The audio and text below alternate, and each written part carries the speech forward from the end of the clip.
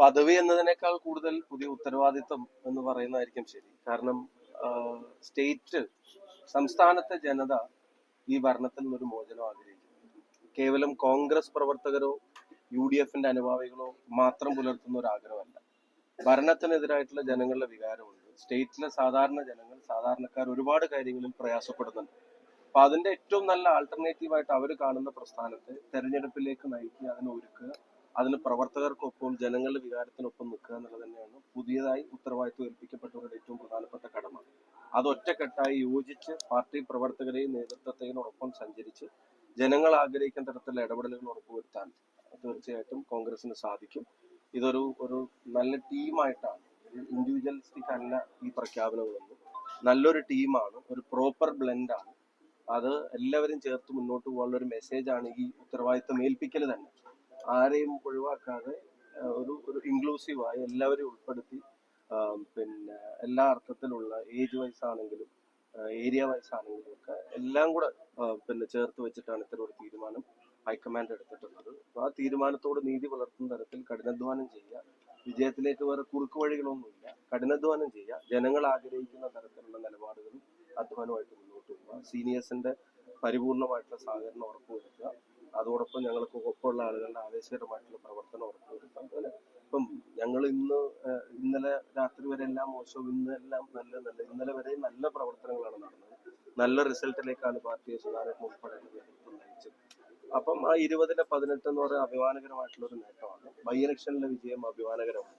അപ്പൊ അതിനൊരു കണ്ടിന്യൂറ്റി ഉണ്ടാക്കുക എന്നുള്ളതാണ്. അവർ ചെയ്ത നല്ല പ്രവർത്തനങ്ങളും കൂടെ ആയതുകൊണ്ടാണ് ആ റിസൾട്ട് ഉണ്ടായത്. അപ്പൊ ഇനിയിപ്പോ അടുത്തതിലേക്ക് വരുമ്പോൾ ഒരു പ്രധാനപ്പെട്ട ഒരു വലിയ ചലഞ്ച് മുമ്പിൽ നിൽക്കുന്നു.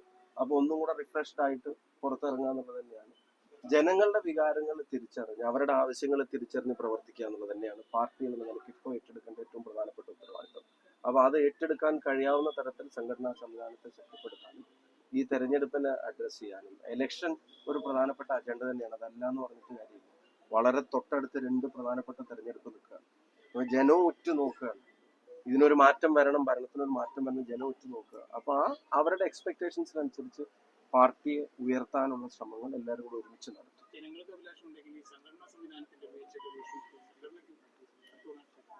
അല്ല, ജനങ്ങൾക്ക് അഭിലാഷമുണ്ട്, അതിന്റെ പ്രധാന ഞാൻ പറഞ്ഞല്ലോ, അവരുടെ എക്സ്പെക്ടേഷൻസിനനുസരിച്ച് സംഘടനാ പ്രവർത്തനവും സംവിധാനവും നിലപാടുകളും സംഘടനക്കകത്ത് ഐക്യവും ആ 4 കാര്യങ്ങളും ശ്രദ്ധിക്കുക എന്നുള്ളത് തന്നെയാണ്. അതൊരു ഉത്തരവാദിത്വം തന്നെ. ഞാൻ അതാ പദവി എന്നതിനേക്കാൾ കൂടുതൽ റെസ്പോൺസിബിലിറ്റിയാണ്, ഒരു ഉത്തരവാദിത്തമാണെന്ന് പറയുന്നതിന്റെ കാരണം അതാണ്. അല്ല, ഇപ്പൊ നടന്നുകൊണ്ടിരിക്കുന്ന വർക്ക് അത്ര ഇപ്പം എല്ലാ വാർഡ് കമ്മിറ്റികളിലെയും ഫോർമേഷൻ കംപ്ലീറ്റ് ആയിട്ട് ഇലക്ഷൻ കേന്ദ്രീകരിച്ച് പൂർത്തിയായി കഴിഞ്ഞ എല്ലാ ജില്ലകളിലും അതിന്റെ കോഴിക്കോട് തന്നെയാണ് അതും ആരംഭിച്ചത്. എല്ലാ ജില്ലകളും അതിന്റെ കൺവെൻഷൻ, അവർക്ക് അതിന്റെ ട്രെയിനിങ്ങും ടാസ്കും കാര്യങ്ങളും അതിന്റെ വർക്കുകൾ നടക്കുന്നുണ്ട്. ഇതൊരു സ്റ്റാൻഡ് സ്റ്റിൽ ആയിട്ടുള്ള ഒന്നും നടക്കാത്ത ഒരു സ്ഥലത്തേക്ക് ഞങ്ങളെ കൊണ്ടുവന്ന് ഇതിനെ താഴെ നിന്ന് പൊക്കിയെടുക്കാറുള്ളത് കണ്ടിന്യൂറ്റിയാണ്. ലീഡർഷിപ്പ് എന്ന് പറയുന്ന ഒരു കണ്ടിന്യൂറ്റിയാണ്. നല്ല വർക്കാണ് ഇതുവരെ നടന്നത്.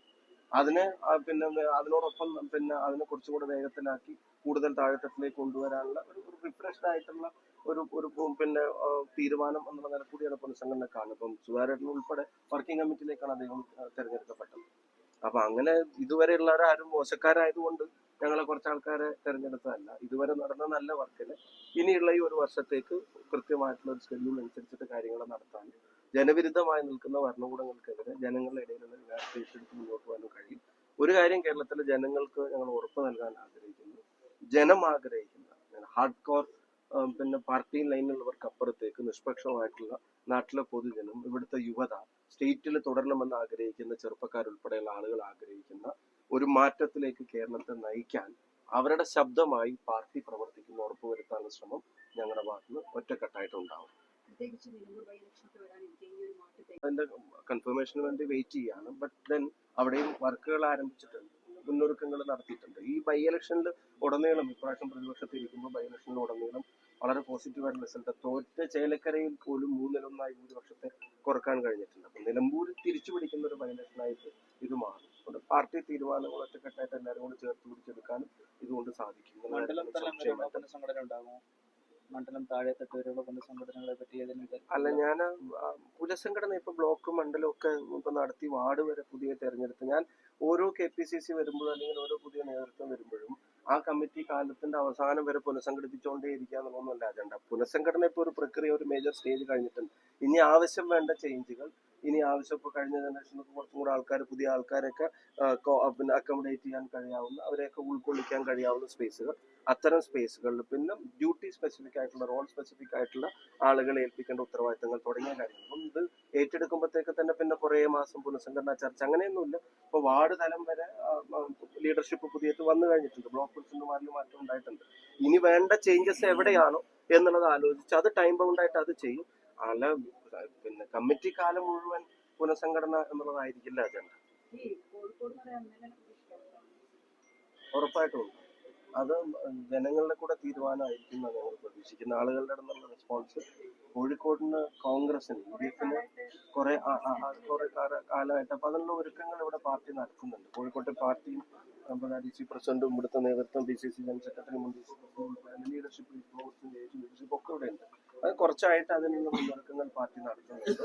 അത് കഴിഞ്ഞ ദിവസം പ്രതിപക്ഷ നേതാവ് ഇവിടെ വന്നപ്പോഴും, അതുപോലെ ബഹുമാനപ്പെട്ട KC വാർഡ് പ്രസിഡന്റുമാരുടെ KC കൊണ്ട് വലതേ വാർഡ് പ്രസിഡന്റുമാരുടെ സംഗമത്തിന് വന്നപ്പോഴും പറഞ്ഞിട്ടുണ്ട്. അടുത്ത 26 നിയമസഭയിലേക്ക് അവര് ചൂട് വെക്കുമ്പോൾ കോഴിക്കോട് നിന്ന് MLA-മാർ ബസ്സിലോ ട്രെയിനിലോ ആയിട്ട് കോൺഗ്രസിന്റെ MLA-മാർ തിരുവനന്തപുരത്ത് എത്തിയിരിക്കും. ആ കാര്യത്തിന് ഒരു സംശയവും വേണ്ട. ജനങ്ങൾ ഞങ്ങളുടെ കൂടെ ഉണ്ടെന്നുള്ള ഉറപ്പില്ല പറയും. ഞങ്ങൾ മാത്രം തീരുമാനിച്ചടക്കുന്നതല്ല, ജനങ്ങൾ ഞങ്ങളുടെ കൂടെ ഉണ്ട്. ആളുകൾ റെസ്പോണ്ട് ചെയ്യുന്നുണ്ടല്ലോ. നമ്മളിവിടെ താഴെത്തട്ടിൽ ഇറങ്ങുമ്പോഴും ജനങ്ങളെ കാണുമ്പോഴും പബ്ലിക് ഫംഗ്ഷൻസിൽ ആൾക്കാരെ മീറ്റ് ചെയ്യുമ്പോഴും ഒക്കെ എല്ലാവരും ഇനി ഒരു ചേഞ്ച് വേണം, സ്റ്റേറ്റിലൊരു ചേഞ്ച്. പിന്നെ എന്തൊക്കെ കുറ്റവും കുറവും പറഞ്ഞാലും കോൺഗ്രസ് പോലൊരു പ്രസ്ഥാനം അത് അന്യം നിന്ന് പോകണമെന്ന് ആഗ്രഹിക്കുന്ന ആരും ഈ നാട്ടിലില്ല. കോൺഗ്രസിന് എന്തെങ്കിലും പിന്നെ പോരായ്മകൾ ഉണ്ടെങ്കിൽ ജനം തിരുത്തും. ഞങ്ങൾ ഇച്ചിരി വഴക്കൊക്കെ പറയും, നിങ്ങൾ പോരാ ഇങ്ങനെ ആയ പോരാന്നൊക്കെ പറയും. പക്ഷെ ജനങ്ങൾക്ക് തിരുത്താവുന്ന പാർട്ടിയാണ് കോൺഗ്രസ് എപ്പോഴും. ജനങ്ങളുടെ മേലെ അധികാരത്തെയോ അതല്ലെങ്കിൽ അധികാര ചിഹ്നങ്ങളോ അടിച്ചേൽപ്പിക്കുന്നവരല്ല. ജനങ്ങൾക്ക് തിരുത്താൻ കഴിയാവുന്ന പ്രസ്ഥാനമാണ് കോൺഗ്രസ്. അപ്പൊ ആ കോൺഗ്രസ് ഇവിടെ നിലനിൽക്കണം, അത് വളരണം എന്നുള്ളത് ഇവിടുത്തെ ഒട്ടുമിക്ക ജനാധിപത്യ വിശ്വാസികളുടെ ആവശ്യമാണ്. ഇടയ്ക്ക് ഞങ്ങളൊന്ന് മോശമാകുമ്പോൾ ജനം ഒന്ന് ചെവിക്ക് പിടിക്കും. ഇത്തവണ അടുപ്പിച്ച് 2 തവണ ചെവിക്ക് പിടിച്ചു. ഇനിയിപ്പോ അത് മതിയായി. ആ പിടിച്ചുകൊണ്ട് സ്റ്റേറ്റ് അനുഭവിക്കുന്ന ദുരന്തങ്ങളും പ്രയാസങ്ങളും ആളുകൾ കാണുന്നുണ്ട്. ഇനി മതിയായി എന്ന് അവർക്ക് തോന്നുന്നുണ്ട്. അപ്പൊ ഇനിയിപ്പോ അവരുടെ എക്സ്പെക്ടേഷൻസിനനുസരിച്ച് ഞങ്ങൾ ചെയ്യുന്നുണ്ടോ എന്നാണ് ഇനിയിപ്പോ അവർ നോക്കി കാണുന്നത്. അപ്പൊ അതിന് കൃത്യമായിട്ട് ഉത്തരം കൊടുക്കാനായിരിക്കും ശ്രമിക്കുക.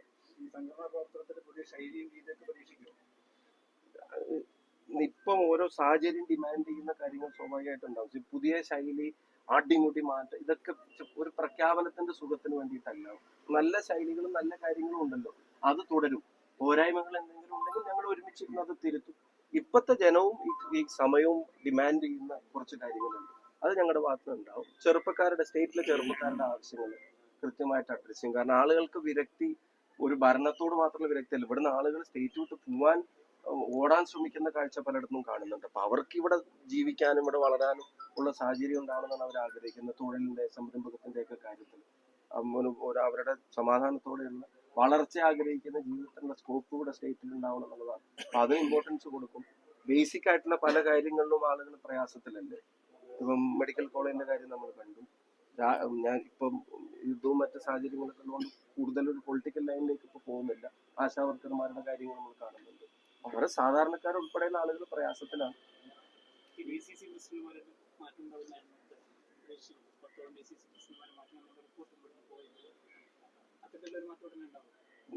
അത്തരം ഡിസ്കഷൻസ് ഒന്നും ആരംഭിച്ചിട്ടില്ല. DCC പ്രസിഡന്റുമാർ വൈകുന്നേരം മാറ്റുന്നു, നാളെ മാറ്റുന്നു, അങ്ങനത്തെ ഒരു ഡിസ്കഷനും ആരംഭിച്ചിട്ടില്ല. ഇപ്പം ഇവിടെ നിന്നാണ് DCC ആണ് ഇപ്പൊ ഗംഭീരമായിട്ടല്ലേ ഓഫീസ് ഉൾപ്പെടെയുള്ള സംവിധാനം എല്ലാവരും നന്നായി, എല്ലാവരും അവരുടേതായ രീതിയിൽ ചെയ്യുന്നുണ്ട്. പിന്നെ ഇനി എന്താണ് ഫർദർ മുന്നോട്ട് പോകാൻ എന്താ ആവശ്യം എന്നുള്ളത് കമ്മിറ്റി കൂടി ആലോചിച്ചപ്പോൾ അതിന്റെ തീരുമാനങ്ങൾ ലീഡർഷിപ്പ് ഹൈക്കമാൻഡിന്റെയും അനുമതിയോടെ.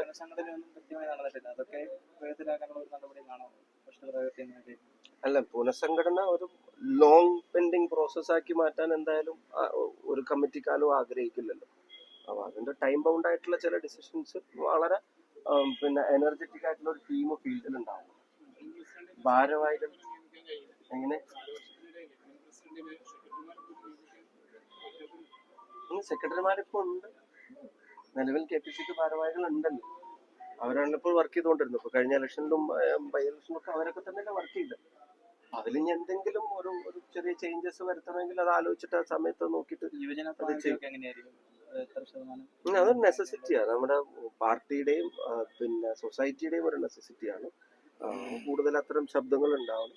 തീർച്ചയായിട്ടും ഞങ്ങൾക്ക് ഇപ്പം അത്യാവശ്യം ഇപ്പം പാർലമെന്റിലേക്കാണെങ്കിലും അസംബ്ലിയിലേക്കാണെങ്കിലും മറ്റേതൊരു പ്രസ്ഥാനത്തേക്കാണ് മുമ്പ് പറയുമായിരുന്നു കോൺഗ്രസ് യുവജനങ്ങൾക്ക് അങ്ങനെ പിന്നെ ഒരു ചാൻസ് കൊടുക്കുന്നില്ല, കൊടുക്കാത്ത പ്രസ്ഥാനമാണ്. നിങ്ങളിപ്പോൾ ഒരറ്റം മുതൽ എണ്ണിക്കുക. ഇപ്പൊ ഞങ്ങൾക്ക് MLA-മാരുള്ള സ്ഥലം തന്നെ നിങ്ങൾ എണ്ണിക്കുക. സജീവ് ജോസഫ് കണ്ണൂരുണ്ട്. വയനാട്ടിലേക്ക് വന്ന IC ബാലകൃഷ്ണൻ MLA ആണ്. T സിദ്ദിഖ് MLA ആണ്.